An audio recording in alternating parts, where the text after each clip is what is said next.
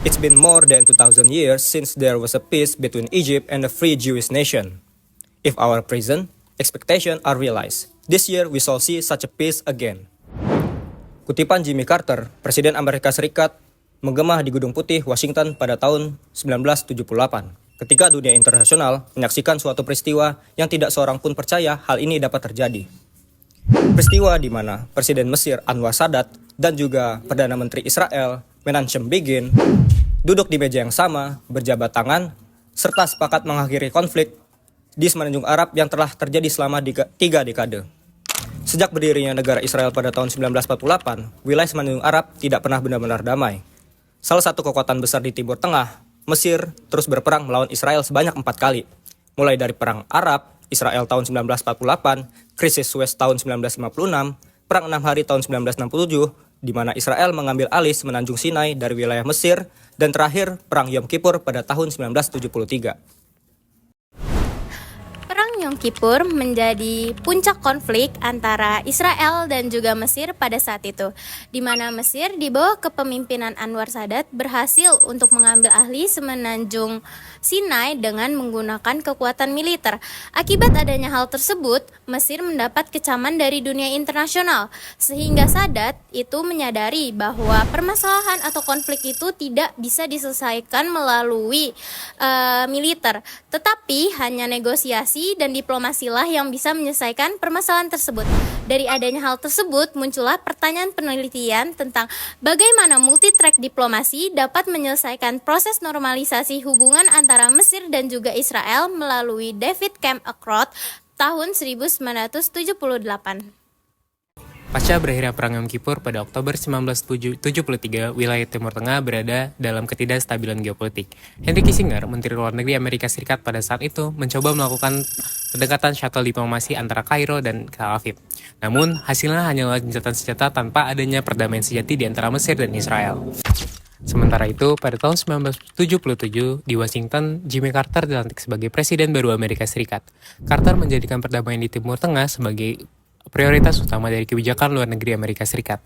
Carter meyakini tanpa adanya penyelesaian komprehensif, stabilitas kawasan Semenanjung Arab mustahil untuk diwujudkan.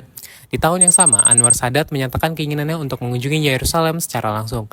Tentunya, hal ini membuat negara-negara Arab terkejut dengan keputusan yang diambil oleh Mesir tepat pada 19 hingga 21 November 1997, Sadat mendarat di Bandara Ben Gurion, Israel dengan disambut oleh Begin dan berpidato di Parlemen Israel Knesset. Namun demikian, euforia tersebut tidaklah bertahan lama. Dialog di antara Mesir dan Israel hanya menemui jalan buntu. Sadat ingin kembali seluruh wilayah Sinai dan komitmen Israel atas nama rakyat Palestina di West Bank dan Gaza. Sedangkan di sisi lainnya, Begin tidak ingin melepas pemukiman masyarakat Israel di Sinai dan menolak resolusi terhadap rakyat Palestina. Disinilah Carter turun tangan secara langsung sebagai mediator di antara Mesir dan Israel. Pada 5 September 1978, Carter mengundang Sadat dan Begin di kediaman Presiden di Camp David, Pegunungan Maryland, Amerika Serikat. Selama 13 hari sejak 5 hingga 17 September 1978, ketiga pemimpin tersebut terisolasi dari dunia luar untuk berdialog dan negosiasi tanpa henti untuk mencapai kesepakatan satu sama lain.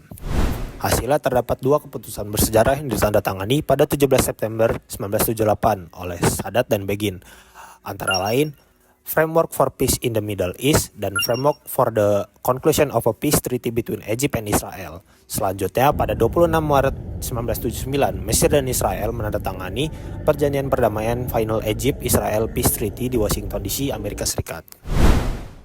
Dalam buku Multi-Track Diplomasi atau yang disebut A System Approach to Peace oleh Lau C. Diamond dan John McDonnell pada tahun 1996 menyatakan bahwasannya perdamaian sejati tidak datang dari satu jalur saja, melainkan ia dihasilkan dari sistem yang saling terhubung dengan 9 track lainnya dan yang bekerja secara sinergis. Proses diplomasi Mesir, Israel, serta Amerika Serikat sebagai mediator dapat dianalisis menggunakan multi-track diplomasi satu, yakni diplomasi melalui government atau pemerintah, seperti presiden, perdana menteri, kemenlu, dan diplomat. Dalam studi kasus ini, proses diplomasi melibatkan 3 pemimpin dari masing-masing negara, yaitu yang pertama ada Jimmy Carter sebagai Presiden Amerika Serikat, yang kedua Anwar Sadat Presiden Mesir, dan yang ketiga Menachem Begin sebagai Perdana Menteri Israel. Selain itu, track 7 yakni religion atau agama turut menjadi langkah pendekatan diplomasi aktor di dalamnya. Untuk melihat bagaimana upaya diplomasi kedua track tersebut, mari kita bahas bersama-sama. Pertama adalah multitrack 1, yakni melalui pemerintah. Untuk itu, mari kita melihat bagaimana peran aktor-aktor yang terlibat di dalamnya. Yang pertama ada Jimmy Carter, yaitu Presiden Amerika Serikat. Peran Carter sebagai mediator dalam kasus ini sangat luar biasa. Posisi Carter tidak hanya sebagai fasilitator pasif, melainkan berperan sebagai mediator yang aktif yang merelakan power serta politik presidensialnya. Ia mengulik halaman demi halaman dokumen tentang sejarah konflik di Timur Tengah, menganalisis psikologi serta kepribadian Sadat dan Begin, dan memberikan rancangan proposal damai satu per satu. Ketika upaya dialog hampir gagal di hari ke-9 dikarenakan Begin mengancam akan pulang, Carter berupaya untuk membujuknya dengan mengambil langkah yaitu literatur diplomasi dan melalui pendekatan psikologis kepada Begin. Sehingga Begin akhirnya luluh dan tetap melanjutkan hari-hari berikutnya untuk bernegosiasi. Aktor-aktor berikutnya yang terlibat adalah Anwar Sadat, Presiden Mesir. Sadat memenuhi undangan Carter ke Camp David dengan sebuah tujuan strategis yang jelas.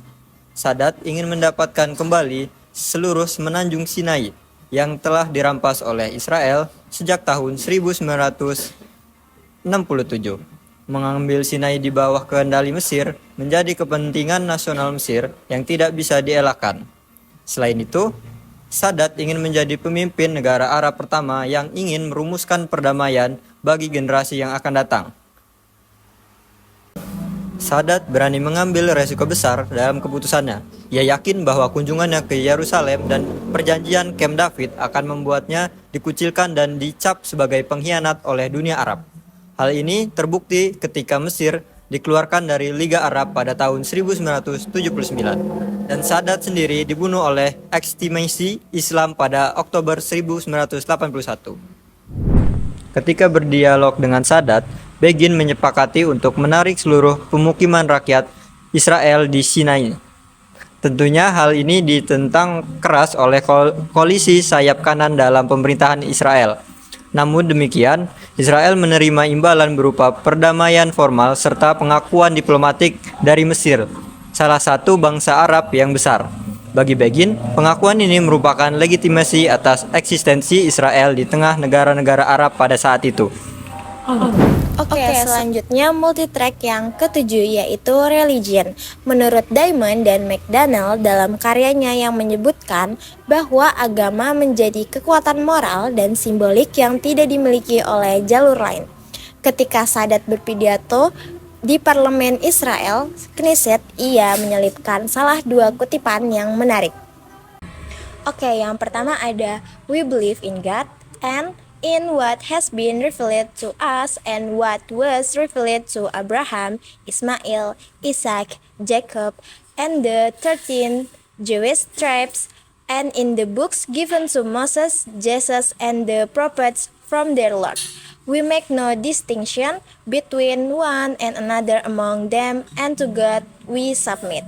Dan yang kedua ada "From the Egyptian people who bless this sacred mission of peace, I convey to you the message of peace, the message of the Egyptian people who don't know fanatism and whose sons, Muslims, Christians, and Jews live together in a spirit of cordiality, love, and tolerance." Lalu Anwar Sadat turut menggunakan retorika agama untuk melakukan apa yang dikenal sebagai domestic legitimation, yakni upaya melegitimasi keputusan yang diambil oleh seorang aktor yang didasarkan faktor domestik, salah satunya yaitu agama. Proses pengambilan kesepakatan yang digunakan di Camp David cukup menarik, di mana Carter menggunakan diplomasi yang disebut sebagai single negotiating text, yakni susunan teks atau draft yang disusun oleh aktor dan direvisi dengan berdasarkan pada masukan pihak-pihak yang terlibat. Proses negosiasi ini diperkenalkan oleh Roger Fisher dalam bukunya yang berjudul Getting to Yes. Hal ini bukanlah sebuah proses negosiasi biasa, melainkan proses penyelesaian masalah tanpa merugikan pihak manapun secara substansif. Selain melakukan pendekatan diplomasi melalui psikologi, kepribadian, dan inklusif terhadap pihak-pihak yang terlibat, Carter juga memanfaatkan power Amerika Serikat sesungguhnya melalui bantuan militer dan ekonomi jangka panjang bagi Mesir dan Israel sebagai bentuk reward dari pencapaian kesepakatan di antara keduanya. Bagi Mesir, Camp David adalah kemenangan yang unik. Semenjak Sinai secara bertahap kembali ke bawah kedaulatan Mesir di tahun 1982, termasuk ladang minyak yang penting bagi perekonomian Mesir. Serta Mesir turut mendapat bantuan militer dan ekonomi dari Amerika Serikat yang cukup masif. Namun demikian, hal tersebut harus dibayar dengan tekanan dan isolasi dari negara-negara lain, serta nyawanya sendiri. Sementara itu bagi Israel, dengan berhasil negosiasi Camp David menjadi sebuah pencapaian yang eksistensial. Kemampuan diplomatik dari negara Arab seperti Mesir menjadi legitimasi yang tidak bisa didapatkan dengan langkah militer apapun. Namun demikian, Israel turut merasakan dampak dengan pencapaian tersebut. Bagi rakyat Palestina, pencapaian Camp David merupakan pengkhianatan besar terhadap bangsa Palestina. Meskipun dalam perjanjian tersebut mencantumkan kepentingan atas nama bangsa Palestina, namun pada implementasinya tidak pernah sungguh-sungguh tercapai. Israel terus memperluas wilayah di West Bank dan juga Gaza. Camp David memang menyelesaikan konflik antara Mesir dan juga Israel, namun tetap meninggalkan Palestina dalam penjajahan dan pelanggaran HAM yang terjadi serta belum terselesaikan hingga saat ini. Sedangkan bagi Amerika Serikat, Camp David menjadi bagian dari penyebaran pengaruh dan kepentingan geopolitik dalam masa Perang Dingin di saat itu. Dengan menarik Mesir ke dalam blok barat, Washington berhasil mendahului pengaruh Moskow di kawasan Timur Tengah yang sebelumnya telah disusupi oleh Uni Soviet. Keberhasilan Camp David Accords tahun 1978 menunjukkan bahwasannya konflik yang telah berlangsung sejak lama tidak harus berakhir dengan melalui kekuatan militer, namun dapat diselesaikan dengan melalui dialog, diplomasi, dan negosiasi serta keberanian para pemimpinnya. Melalui pendekatan multi-track diplomasi, Camp David menggambarkan bagaimana pemerintah dan agama turut memainkan peran yang penting dalam mencapai perdamaian. Kepemimpinan, kemampuan bernegosiasi, pemahaman terhadap kepribadian pihak lain, pendekatan agama, serta strategi diplomasi yang tepat menjadi faktor keberhasilan dalam proses ini. Meskipun Camp David mengakhiri konflik antara Mesir dan Israel, Palestina masih menjadi persoalan yang masih belum dapat diselesaikan hingga saat ini. Sehingga Camp David dapat dipandang sebagai keberhasilan besar dalam proses diplomatik, namun juga menjadi pengingat bahwa perdamaian memerlukan solusi yang berkelanjutan dan inklusif bagi seluruh pihak. Namun demikian, di balik pro dan kontranya, Camp David menjadi salah satu contoh keberhasilan lobi diplomatik dalam proses perdamaian yang sebelumnya dianggap omong kosong belaka. Political will dari pemimpin merupakan syarat yang mutlak. Tanpa keberanian Sadat untuk pergi ke Yerusalem dan tanpa keberanian Carter untuk mempertaruhkan seluruh kepresidenannya, tidak akan ada negosiasi teknis yang bisa menghasilkan kesepakatan ini. Mediator sebagai pihak ketiga yang kuat dan terpercaya adalah kunci dalam konflik yang deadlock ini.